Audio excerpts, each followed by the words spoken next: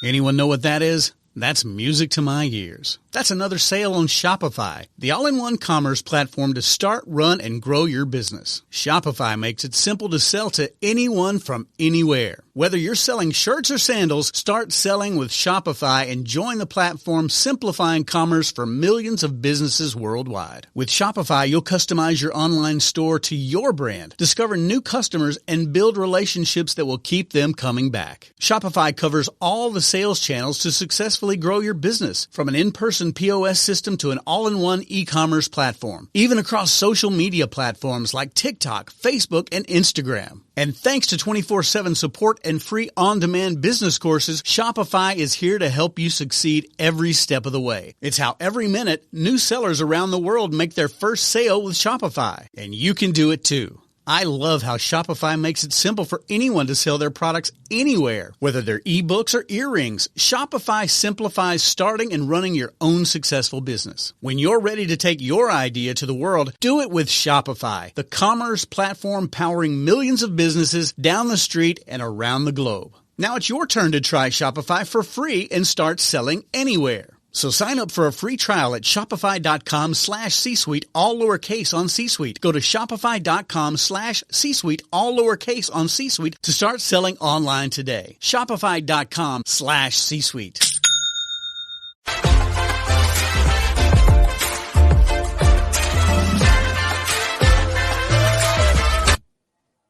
Hello and welcome to this edition of Authentic Achievements, where I'm delighted to be joined by the fabulous Grahame Carter. Grahame has got such a wealth of experience. He works for Matchtech. He joined in 2001 as a consultant and has now progressed through to become the UK Managing Director and board member. And he's really passionate about making sure that we support initiatives that encourage and celebrate all aspects of diversity, and embodies Matchtech's commitment to promoting these and the engineering and technology sectors as a career of choice for future generations. And I love that you're really embracing that diversity and inclusion, and particularly in those industries that we know might have struggled perhaps historically to attract people from a diverse background. So Grahame, welcome. Thank you for having me. Pleasure to be here. It's a delight to have you. And then we chatted the other week. It was just such a great conversation. So I'm really looking forward to today. So to kick us off, could you tell us a little bit about you and your journey so far? Yeah, of course. I'll do my best, and welcome all your listeners. And I hope you find this an interesting debate as we go through this. So a little bit about myself. I was born in Rochford in Essex, and I stayed in Essex for 18 years of my life before coming down to the south coast, the University of Portsmouth. And as you can see from my physique, I did a sports science degree, which has held me in very good stead from Portsmouth University. But when I finished university, I like a lot of people, I wasn't 100% clear on the direction I wanted to go in, and I looked around. I did, as a number of people do, found recruitment as a viable option, and I joined what was at the time a very small organisation on the south coast. And more interestingly, and why I probably am as passionate now, or still as passionate as I was when I joined, that when I started my career here, I actually didn't know what engineering was. I had an understanding of, because of my Amstrad 64K or my friend's BBC computer, what I thought technology was. But I also, over the journey that I've been through, I really realised that I had no understanding back then as well of what actually technology recruitment means, to work for a technology company. So yeah, nearly 22 years ago, I joined a small organisation on the south coast. There were two sister companies, one called Matchtech and one called Matchmaker. And as you can imagine, now, if you had a recruitment business called Matchmaker and you're ringing up people at home from Matchmaker asking to speak to their husband or their wife, it wouldn't have gone down too well. So we changed the name to Matchtech, and incredible journey that we've been on. We floated in 2006 onto the AIM stock market, and we've been on a journey since then with the organisation. So the PLC is actually called Gattaca, and Matchtech is the engineering arm of the business, and Networkers is the technology side of the business. So, and again, as I said, the journey that we started on, and the abilities that I've had and the opportunities I've had to grow up with that organisation have just genuinely been outstanding, and I've been very, very lucky to be a part of it and its success over the years. So I feel very proud of what we've achieved, but also very lucky to have joined at the time that I did within the organisation. I love it. I mean, what a great journey to have seen them go from being so small to the growth they've got now. And how many people is it now that work with you? So I was payroll number 18 when I joined. Yeah. We had a maximum of around 770 staff across 16 countries. But with the pandemic, where we've, like a lot of organisations, we've just had to streamline. So there's around 550 of us. We work across all of Great Britain, so all across the UK. And we have offices in South Africa, Mexico, Spain, or we call it Iberia, across those regions, and also in America. Amazing. So it really has evolved and changed so much, hasn't it, from when you started out? And I love the fact that your background in technology is as good as mine. I had an Amstrad too. I still remember that book that you had to try and code everything. Yeah, it was. I don't think I've improved. Indeed. But what would you say has been the thing you're proudest of in your journey so far? Well, there's a couple of elements in terms of what I'm proud of. When I look back, when I started, I think you've got to be very, very mindful that it's absolutely fine to say that when I joined, I had a lot of rough edges. I had a very immature, but then I was a young recruitment consultant learning my way. So I think firstly, what I am very proud of is the way that I have changed as an individual and what I've learned. And I've been lucky enough to have some outstanding mentors along the way that have really said it's actually okay to look back at the mistakes you've made and highlight those mistakes to others, because then you get that humility and you get that realization and probably a lot of and again, I say this with a degree of hopefully being very humble. I've got a lot of people within the group that would really run through walls for me, because we do it together. And it's that probably journey that I've learned and around that communication style, that everybody is different and everybody needs a slightly different Grahame Carter for what brings out the best of those and on their journey. So I'm very, very proud of, I suppose, the progression that I've made. I had a coach, a chap called Mark Norton, who's also on the South Coast, a really quite inspirational individual. But he said to me when we started our sessions, Grahame, you will only get out of this the amount that you are willing to put in and the amount that you're willing to change and adapt. And it really has stuck with me because of the coaching and mentoring I do with some of the staff here.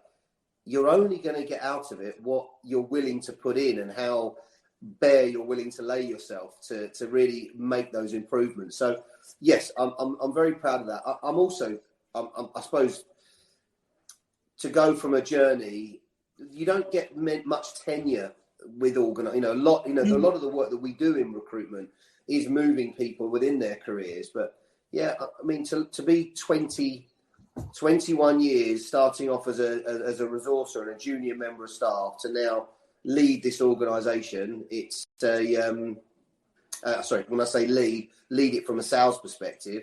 I'm very fortunate and also very, very proud of that. Oh, and you should be, because you've been part of such an amazing journey. And what I love, my nan always used to say, every day is a school day. And it's right, isn't it? If we go into life thinking that we can learn something new every day from every person that we meet, They don't have to be more senior than us. We can learn from everybody. And I love that you've learned to share your vulnerability without losing your credibility, because you do, when you do that, you create a safe space for your people, don't you, to be able to share their vulnerability, and together you're stronger because you're able to help each other. And I think that really comes out in the culture that you've built there, is that piece where you're in it together, and when people feel like that, they will walk through walls for you, or run through walls, because it's that mutual trust. It's not a hierarchy, it's a team. And I think that kind of really comes out in how you talk about the team that you've built there and the way that you work together, which is amazing. You should be really proud. Yeah, it's interesting as well, because again, as I grew up, I didn't do too much what I would class educational reading. And the reason being is I wasn't that interested in the educational side. But what again, those mentoring and coaches have helped me do is, you can do a lot of educational reading via leading teams, but you can adapt it to what you're interested in. So I read a number of sporting background books where individuals have gone in and taken what they've learned from the sporting world into a business world. And all of a sudden, of course, it triggered a way for me to learn those leadership skills and abilities. And that's what I've also said to people. It's about finding your learning and what will drive you forward, because some do have an academic learning capability, whereas others have a background. It could be in sport, or it could be in any aspect of life. But there's all literature out there that is linked into those aspects. So yeah, again, that is something that you've got to be very open mind to be able to find what it is that really ticks those boxes, and then you can develop yourself as a leader. I love that. That's so true, isn't it? Finding the way that we can take on the learning. I remember one of the first management books I read was actually The Tay of Pooh and The Tea of Piglet, and they'd taken Winnie the Pooh and Piglet, which were two books that I loved as a child, and they'd turned them into management and communication lessons from reading their stories.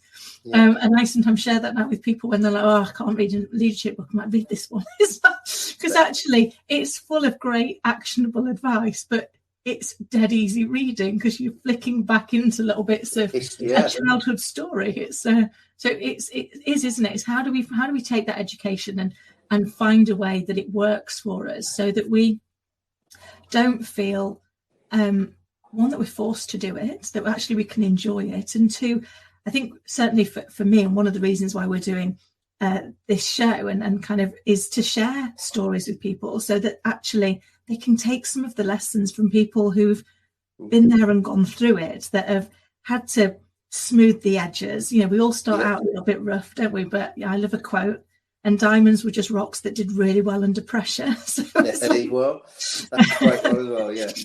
So I think, that's where we're kind of hitting, isn't it? Is to say, actually, we'll make mistakes, but it's not the mistake that defines us. It's what we do about the mistake. It's whether or not we own up to it, we acknowledge it, and we learn from it. And we make a brand new and exciting new mistake, but we don't repeat the old ones. And I think that's how we continue to evolve, isn't it? And if we can create that for our people, then they can reach their potential as well. Absolutely, yeah.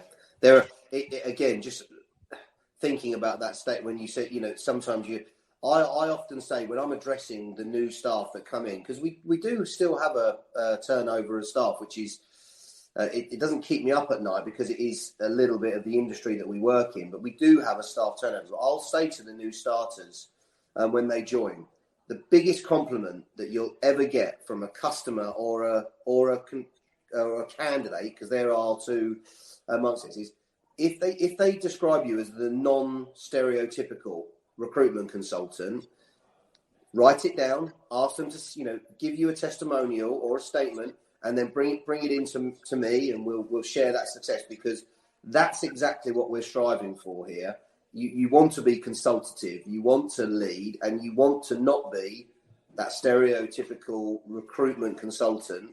And we've got an army now of people that are built in that same mould, that really do want to be consultative and slightly different to the customers and the candidates that they work with. So we don't get it right all the time.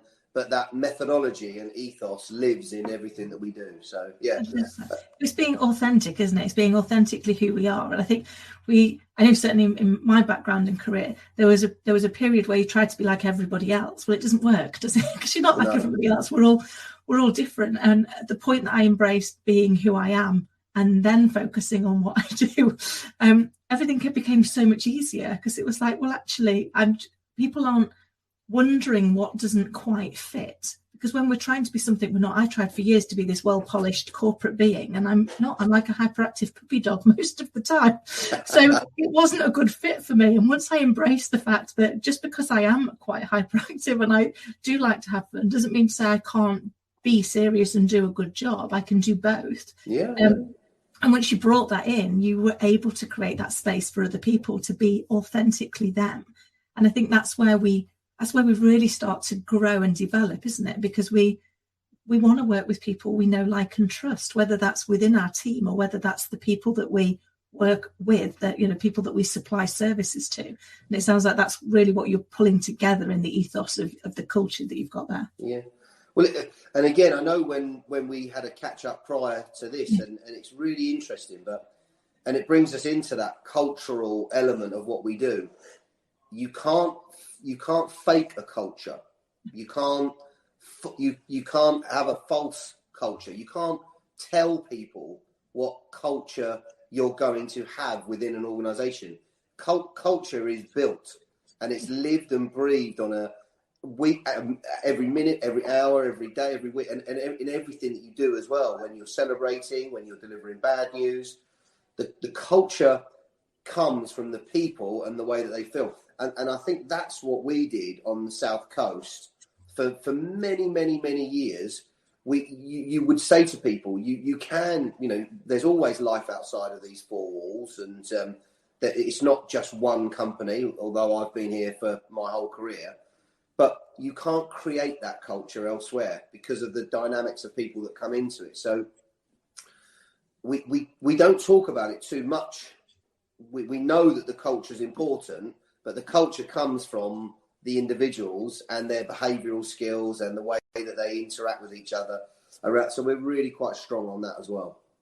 Yeah, I love it. And inclusive, and letting people bring their experiences and who they are, and finding a way to make that gel and work together, isn't it? And it's you're right. It is something that lives and breathes and evolves as we go through it. We can't just go, oh, look, I've done it now, big tick. That's my culture done.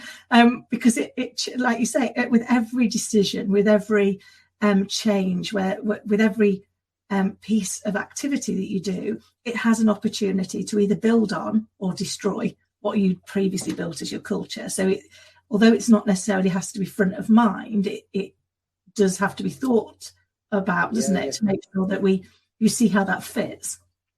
This is not something I've ever read, or this is almost a Grahame Carter from the heart. But I always say to people as well, if everybody that comes into this office puts everybody else first all of the time, and you think like that all of the time, and so you're always putting someone else before you, we should never, ever have a problem. And that goes from everything from cleaning up the kitchen to making sure you've tidied your desk before you go home, to making sure you say good morning to the cleaning, you know, to every aspect of it. If you always act and put other people first, and everybody does that collectively, we'll have a pretty good place and a pretty good environment to work in. So again, doesn't work all the time, and it certainly isn't a perfect world that we live in or an environment that we work in, but we get it right. Definitely we get it right towards that higher percentage of the time. And it's about having the right intention, isn't it? It's like, you know, we can have the right intention and we can still get it wrong sometimes, but as long as when we get it wrong, we look at it and go, okay, so it wasn't our intention to do that, but it certainly was our impact. So let's have a little look at that and come back and see how we can align what we actually did with what we were trying to do. And we won't get it wrong all of the time because you've got that purpose, haven't you? You've created that, what it is we're trying to achieve, what it is we want to do is to leave everything and everybody better than we found them. And I think if we can do that, then, or we can strive for that, because we are perfectly imperfect beings. We will make mistakes. None of us are perfect, but it's about having the right intention, isn't it? And coming back and saying, well, okay, we didn't quite do that the way we wanted to. Let's work out how we can make it better, better today, better tomorrow. So what would you say has been the biggest lesson you've learned so far? Oh, that's a really good question.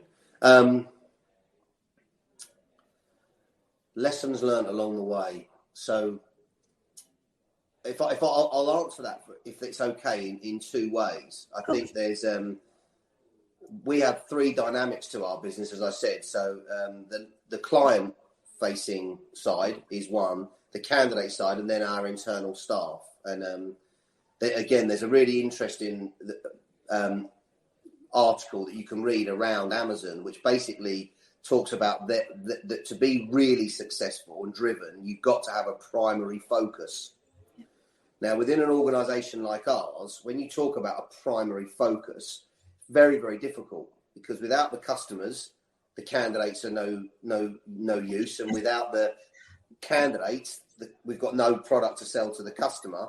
But if we don't have internal staff, then that whole model doesn't work. So, from the lessons learned from a customer perspective, I learned probably just a little bit later than I would have liked in my career that we've got two of these and we've got one of those, and you do need to practice listening. Listening is a really, really key skill. So I think, number one, when you're dealing with someone who wants to buy from you, or the product that you're selling, you've got to obviously put the features and benefits over, but you've got to listen. So lesson number one, take in as much as you possibly can. Never be afraid to ask more questions so that you can retain more information. I think so. That's definitely number one, a listening perspective. From a candidate side of things, the absolute is just never overpromise. Never ever. Even if you see a CV or you speak to an individual and you're so confident that you'll be able to do something with them, it's that. It really is. You get yourself in a bit of hot water if you overpromise. So remain calm, continually sell in a professional way, and say we think we've got a good chance, but you've got to be really, really honest and transparent. So it is about. That really is for me being completely and utterly honest with that individual that we're dealing with. And then from a internal perspective, I really do genuinely think the biggest thing that I've done is the lesson I've learned is showing a level of vulnerability, because it's absolutely fine as a leader to say, I'm having a tough time at the moment, and I need a little bit of help. And I think when I look back over some of the exceptional leaders that I've worked with, and again another Grahame Carter line, but that probably will never be published anywhere else, is I've made a career out of surrounding myself with people that are better than me at every aspect of the job that they do, and it's hard to recruit those people because they're very ambitious. But where they are better than me at a large number of the aspects of their job, or if not all of them, it's then the behaviour elements that I work with them. So showing them my vulnerability allows them to know that there's no pressure coming down from me, or that I won't stand in their way if they want to progress and move on. So yeah, that's probably the biggest thing I can say to leaders and people that are working in organisations, is to do not be afraid every now and again to let a little bit of vulnerability in, because that will help you deliver the bad messages, but it will also really help you when things are going well. I love it. Such great advice, because I think when we think about it at our base, I believe that all human beings want to be listened to, they want to be understood, and they want to be respected. And you're right, listening is a skill. It is a skill. And unfortunately, too often people listen to interject rather than listen to understand.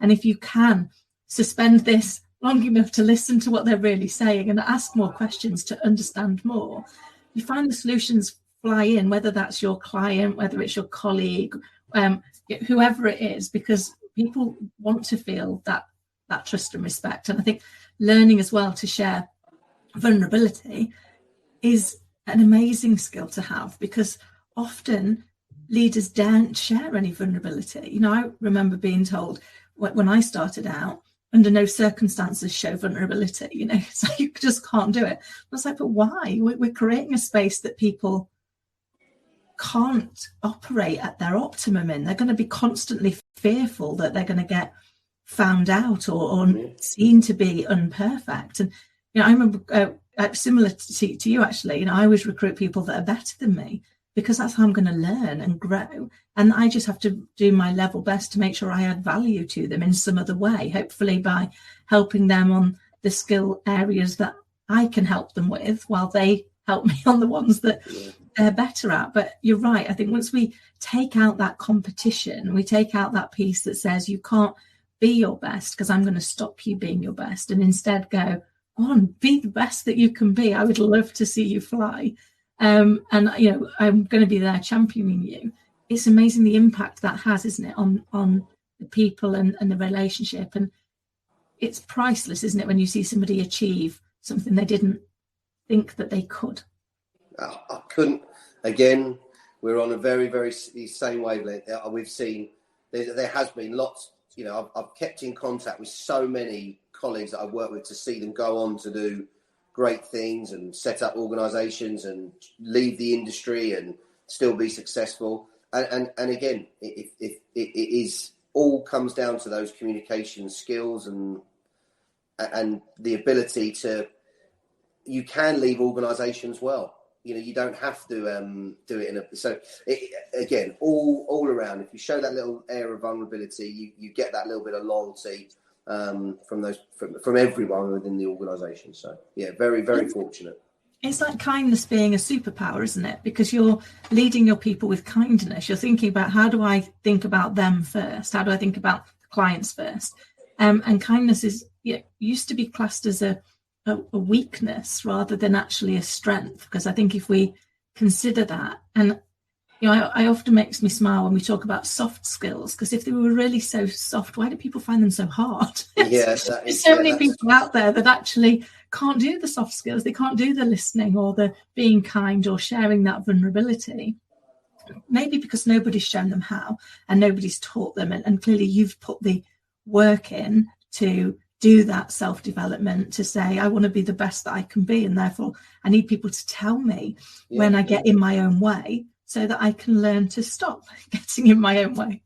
But Kim, there really are some very, very easy techniques around am I listening well? And that is to have a conversation, and then what we try to do here, and again we don't do lots of role play, but we do at time to time, we record calls and we tell so that we can listen back to them. But listening well is as simple as, when you finish listening, just repeating back what that individual has said to you to make sure that you've understood it correctly. And I think it's one of those elements where a number of people will say to me, well, how on earth do you learn to listen well? And there are really, really easy techniques to be able to do that. And it is a repeating back of the information you've just listened to. Have you got it in the right context? Have you got it in the right, for exactly what the situation that you're in? And once you've done that, all of a sudden, it's a technique that you find yourself doing naturally because you listen well. And then it isn't something you think about. So, it becomes a way of life, doesn't it? I mean, when I was doing my coaching training many years ago, I had a supervisory coach. I still have one. And he had this one question he used to make me ask all the time, which is, whenever you're talking, because when you're coaching, you're really just listening and asking better questions. Or at least you should be. It's like, if you're talking, you need to ask yourself, why am I talking? Because I should be listening. I either should be listening or I should be playing back. So I constantly have that going around in the back of my head when I'm talking to people, which is why I'm talking. It really helps me remember what my purpose is and try keeping myself on track with that intention and the impact that you can have as a result if you wander off track, which we can all do, can't we? Yeah, absolutely. Grahame, I could literally chat to you all day, but I'm conscious we're getting close to time. So I'm going to ask you one final question. If you could give advice to your younger self, what would it be? Yeah, if I could give advice to my younger self, so I'll try. I'm going to try and again, as I have done throughout this. I apologise. I'm going to try and break it down slightly. But rule number one, and again, so I'm going to put this into a business perspective. You've got to learn very, very early on in your career to take your emotional element out of any working environment. And the easiest way for me to describe that is, throughout your career, things aren't always going to go your way, and there's going to be tough situations, and you're going to be in difficult situations. If you hear bad news and you instantly cross your arms and your face screws up, the audience that you're working with or you're involved with know exactly what you're thinking, how you're feeling, and they've made the judgment of how strong they need to be. So definitely my younger self, it took me a very, very long time to take the emotional element of work out of work. And we've talked today all about that vulnerability. It comes back in other areas. But yeah, whatever the scenario we're in, try and remain your consistent self so you can put your argument back or your thoughts back in a constructive way without the client, the candidate, or your internal colleagues knowing how you feel, because I'm very happy or so that the emotional element of what we do, I think, is really important. I definitely would have said to myself as well at a younger age, don't take yourself too seriously, because at the end of the day, I've been very, very fortunate. I'm a board member of a PLC. I'm very, very lucky. However, I'm a recruitment manager from Essex who grew up on the South Coast. So you've got to remember to always, yes, it's important to people's lives. And number three, what would I do? Enjoy every single element of what you do for as long as you can. And again, I know I've had a couple of them today, but you want to live young for as long as possible. And for me, it is about that. It is about enjoying the success of the people around you, enjoying the work that you do. And I think I've always had that mantra, but if I could have said that to myself as I was coming into the world of industry and business, and probably influence a few more of the customers and the other people at a younger age, I would have definitely done that. Because if you're not enjoying it, then you're doing something wrong. So true. I mean, I said my nan used to say about every day being a school day. My granddad used to say, live each day as if it's your last, and one day you'll be right. So it really was in that. If this was your last day on earth, is this how you'd want to spend it? And if the answer's no, try and do something different. That it is something that brings you joy, because actually that's what we're here to do. And when we're in a place of joy, then we create a place of joy for the people that are around us, don't we? We have with the leaders here, we asked them all to do we asked them to do a rolling 3-year business plan. But before they do anything related to the work-related business plan, they have to, at the very, very top of that profile is, what do you want out of this if you achieve that? And it doesn't have to be financial. It could be a 4-day working week. It could be holidays with the family. It could be start a family. It could be university. It could be any number of elements. But over this rolling period, you don't even start to write the business plan until I know what you want out of it as an individual. Because if there's nothing in that box, then what you're doing it for is largely irrelevant. There's got to be something you're aiming for and moving towards. So the leadership team that we have here, very, very much, it is about them and what they want to achieve. And if they know and they're clear in their minds, the rest of the team can get behind, because they'll have the same targets as well. So yeah, it's very important that you get that element right as well when you're growing, that you know what you want out of it. So true. Thank you so very much. We've learned loads. I'll make sure that people can get in touch with you. We'll put it all in the show notes. And I look forward to chatting again, Grahame. But thank you for giving us your time and your insight. It's been a joy. Well, it has been a pleasure, and I hope everyone's found it interesting. Thank you for listening. This podcast is a part of the C-Suite Radio Network. For more top business podcasts, visit c-suiteradio.com.